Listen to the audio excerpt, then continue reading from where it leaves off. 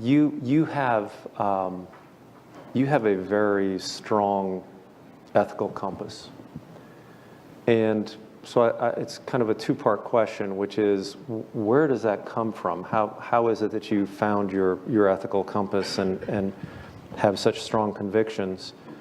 And the other thing is, I'd like you to tell us what ethical leadership really means to you. I think the sort of the compass comes from parents, and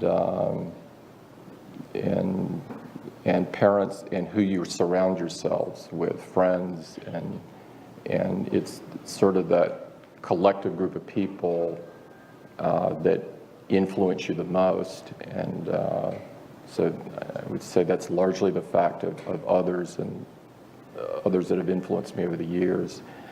In terms of ethics, I think when most people, or many people in business think of ethics, they think of accounting fraud, and they think of insider trading, and this and that, sort of the group of companies that did some bad things with the Enrons, the WorldComs, this kind of thing. But this is not what I think of, because I think largely those are very extreme, small percentage of businesses. And so when I think of ethics, I think of leaving things better than you found them.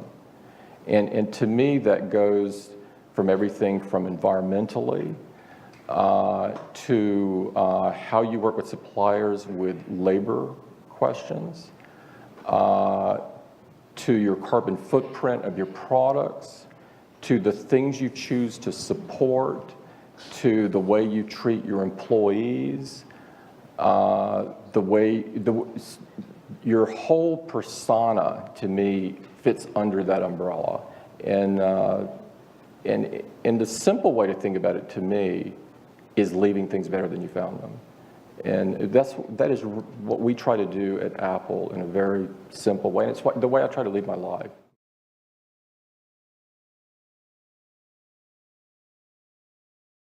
We promote ethical standards throughout the organization here at Heinz through our Ethics and Compliance Department, which is a global department, and primarily in two key ways: through our communication efforts and then through our education and training efforts.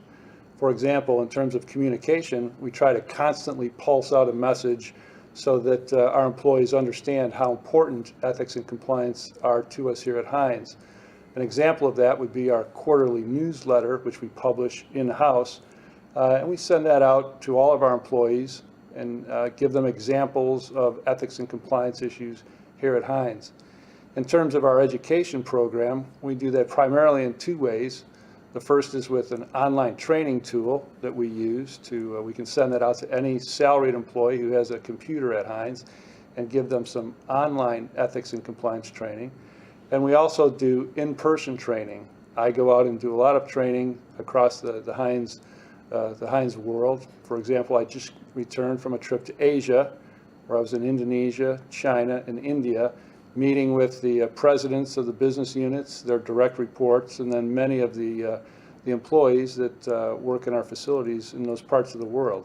So it gave them an opportunity to hear the training directly from us and to also ask questions, engage in some dialogue, and hopefully really drive the message home to our employees in those parts of the world.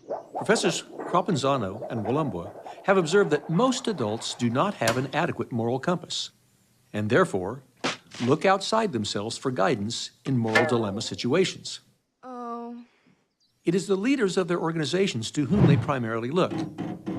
And studies show that few things impact the ethical climate of a firm more than the actions of their leaders. Importantly, leaders' unethical actions are copied by subordinates even more readily than their ethical actions.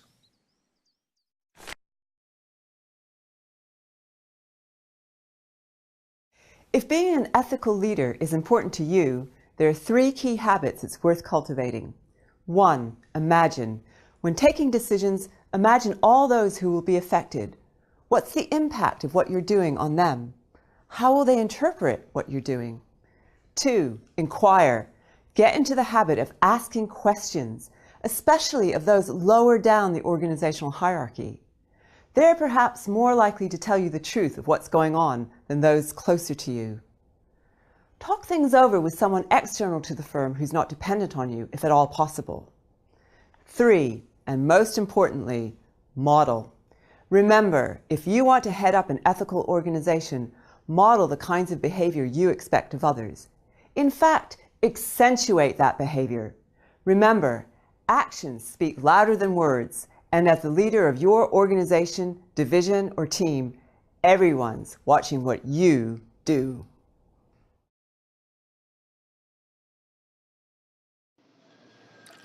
Leaders must explain the reasons for taking the actions that they take, for that helps employees accept decisions, even if they disagree with them. Also, studies show that employees are more likely to act unethically if they are exhausted. So to overwork employees is to court disaster. Oh. Relatedly, people tend to act less ethically if they are under acute time pressure. So this is another reason to be reasonable in placing demands upon employees. Professors Margolis and Molinsky studied several organizations and found that some wisely built into their processes time for pauses and second looks. Now. Remember, employees naturally focus upon goals that are set for them by superiors.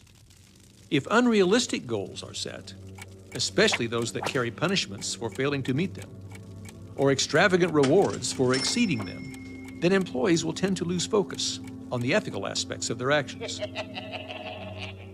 They will concentrate entirely on meeting the goal. Realistic goals and moderate rewards for meeting them are a good combination. Oh. You may not have considered this, but the evidence is clear that people are more likely to act unethically if they find themselves in a dirty or cluttered workplace, or if they find themselves in a dimly lit space. Cleanliness and good lighting can go a long way toward fostering ethical behavior. I'm Andrew Walsh. I'm head of HR at the Pensions Trust.